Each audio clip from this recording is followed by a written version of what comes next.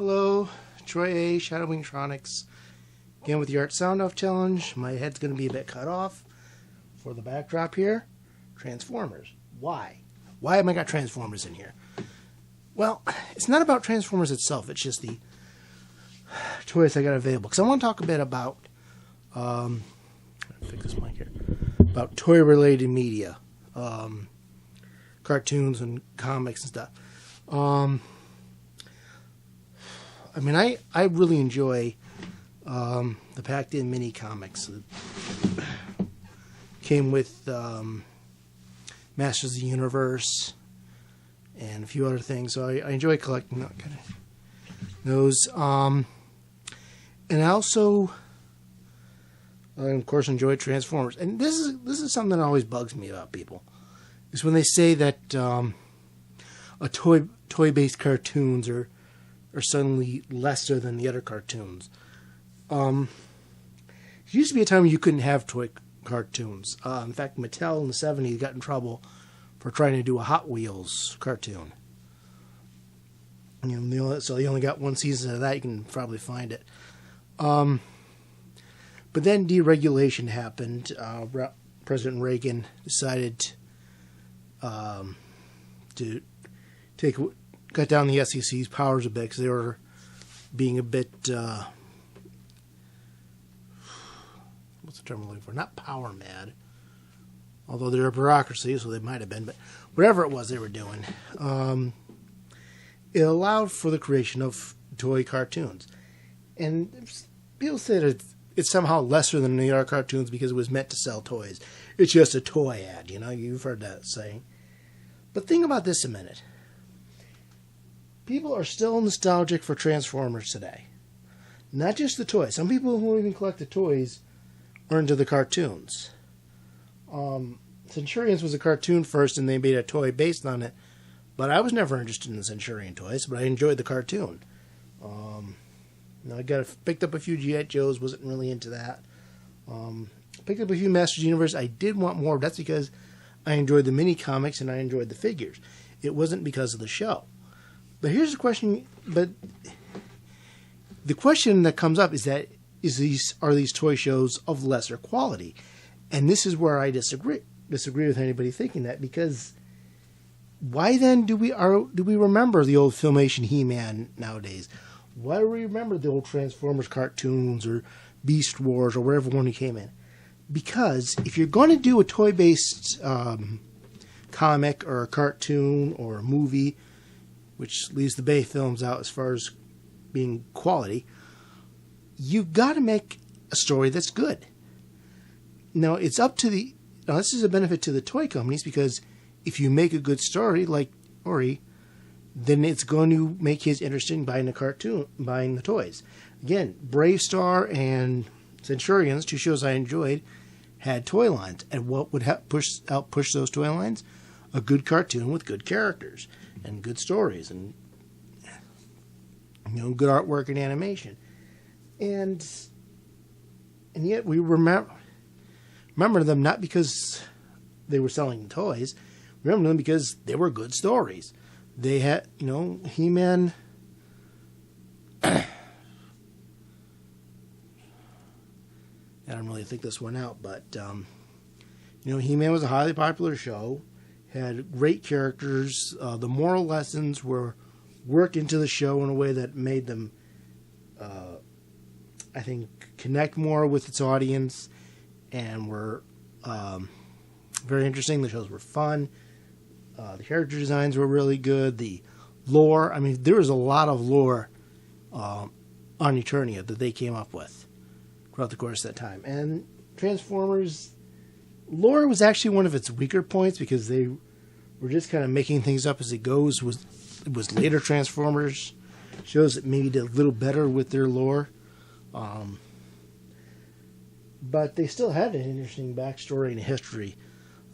When you look at how the wars Autobots and Decepticons started, and the addition of the Quintessons and all these other things that happened. People were coming up with this stuff. Now, when you see these things, they come up with a stronger lore. You saw that, you see it to a little bit in Beast Wars. You really saw it during the Align continuity.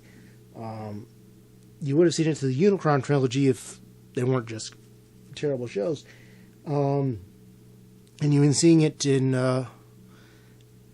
you saw it in the reimagined He-Man, which is, by the way, how do you do a proper reboot of a franchise? Go watch the 2003 Masters of the Universe. That show was a good update.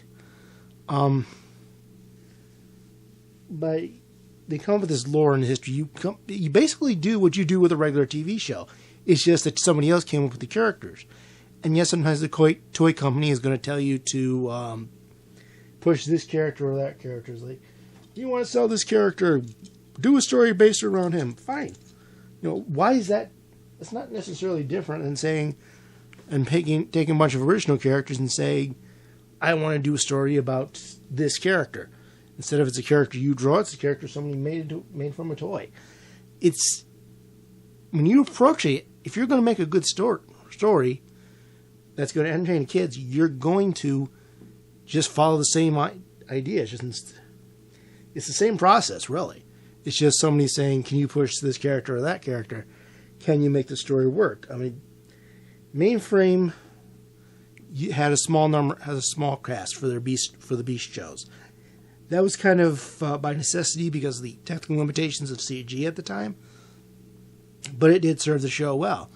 And Beast Wars 2 actually took some of those characters that weren't on the show and made a show around them. And that also had there was a cast that grew as the show went on. I haven't seen the full series yet. I've only seen maybe the first few episodes and the Leo Convoy and Danger movie.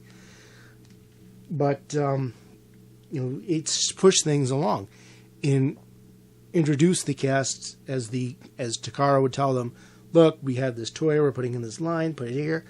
But how much is saying, like, okay, we've created this character, and we want to put them in the show. And going back to He-Man and She-Ra, there were characters made for those shows that didn't get a toy until the 2000s. And I'm talking like Masters of the Universe Classic line. So you had characters like Count Marzo and Evil Seed, Dark Dream, and Seahawk. And there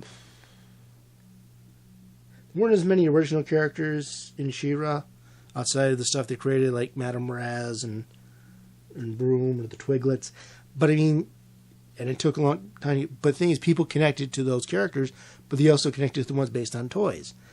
You can't simply write off something and say, well, it was meant to sell kids. I mean, look at the Gundam franchise.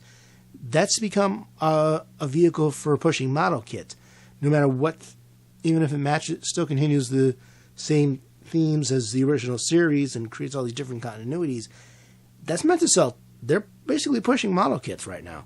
That's basically what the Gundam franchise does. Whatever, theme they're going with, it's pushing model kits. That's why you get shows with numerous Gundams, and different Gundam designs, because they're pushing model kits and different designs for whoever the bad guys are in that particular timeline. It's pushing toys. Nobody complains about that. Nobody complains about Yu-Gi-Oh! Pushing a card game. Nobody complains that the Pokemon cartoon are pushing video games. So why is it any different that these shows that were also created to sell toys are suddenly looked down upon? Because they do the exact same thing. They made good characters. They told good stories. They created something that we connected to that, as adults today, we're still nostalgic for, and what we're going to share with our own kids. If I ever have kids, which the rate I'm going doesn't seem too likely. But, you approach it the same way you approach every other story. That's how you tell a good story. And when you make a good story, that will sell the toys and make the toy company happy. So everybody wins. We get a good show. We get to say we made a good show, and we get to sell the toys. So it's a win for everybody. So I don't think you should look down at something just because it's based on a toy line, because that's what it is. It may be the company like Hasbro may be purchasing the resources to make it, to sell the toys, but the people working on it are looking to make a good show. And that's the way you need to work on it. That's the way you need to approach it as a creator. And that's what the toy companies need to let them do. So that way, if you're going to push the toys, you've got to make that world and those characters interesting enough that people will want to buy the merchandise. And Hasbro has been doing a good job with that with Transformers. And now they've taken over Power Rangers. They've also done the same thing. Beast Morphers is one of the best Power Ranger shows in years. So don't look down on these things because they're made to sell toys. Especially if you're working on it, because you still got to make a good show. You're still a creator. You're still a storyteller. You got to do your job right. They may tell you what characters they want you to push, but you still got to put them in the story, and you still got to make that story interesting. Okay, I think I've rambled on enough about that. So I'm going to take the weekend off again. Be back on Monday for the last week of Art Soundoff, and I'm hoping that I'll have the cover done and everything scanned in the computer, because I finally know what I want the image to look like. I just got to make it now and scan everything in the computer and start working on it. So I hope to show you for this last week of Art Soundoff. I'm hoping to show you a bit of that. So if you want to follow Art Soundoff, what's going on, look for the Twitter hashtag Art Soundoff. Go to artsoundoff.com, because this last week you can still join in. And if you want to see more of what I can do and all the other stuff I talk about, go to bwspotlight.com. But until then, we'll see you on Monday, unless you go to my website and check out my other stuff. And until then, I wish you all happy creating. Oh, by the way, something I'm doing on the site, the many, many intros of the Transformers. This week, we're finishing up the Unicron trilogy with Cybertron and Galaxy Force.